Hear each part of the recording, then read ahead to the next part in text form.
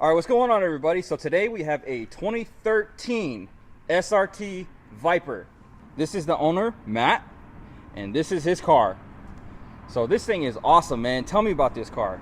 So yeah, 2013 SRT Viper, first year for the Generation 5, the last generation of the Viper.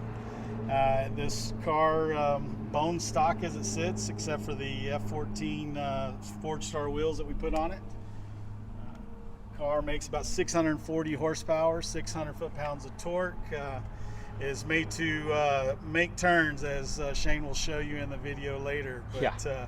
This car is a lot of fun. I bought it secondhand. I'm the second owner, and I've had it about 3.5 years.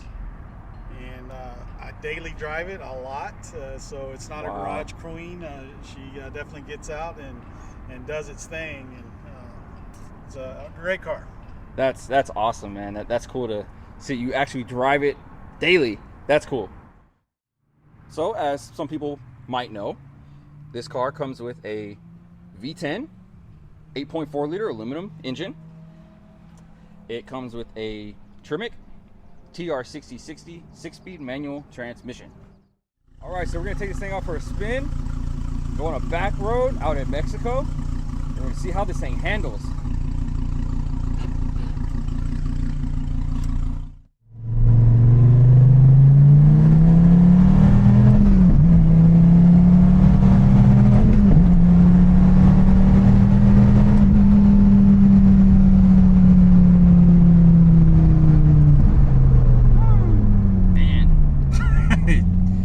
Brakes ain't playing.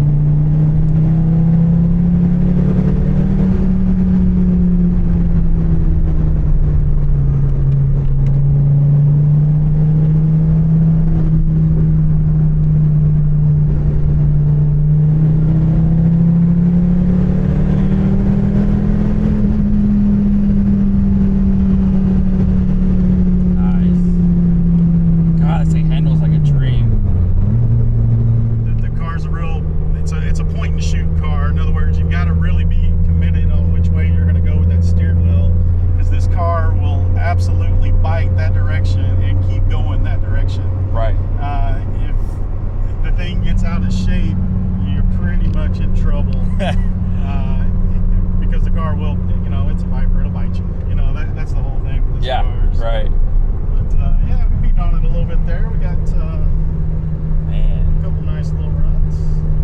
Yeah, it's a fun little spot back there. It's not real congested a lot of days, and you can kind of go back there and do some really hard fourth gear pulls and get a feel for, you know, let the car do its thing. Yeah. That's what I love about it. And it felt great. Yeah, because usually we do hits, we just go straight. Yeah, right. So that I was hoping, I was like, man, I hope we can do some turns. Yeah. Hell yeah.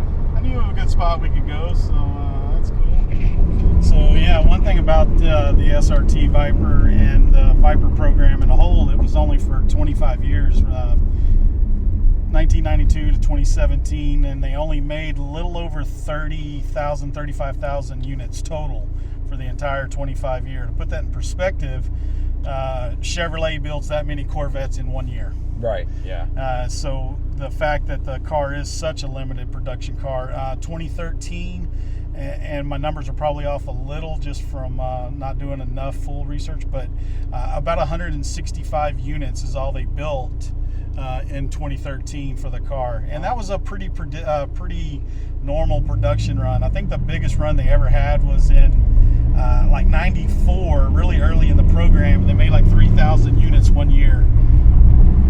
But other than that, the car is all hand built, 100% from start to finish. The chassis, you know, a tube steel chassis welded by hand.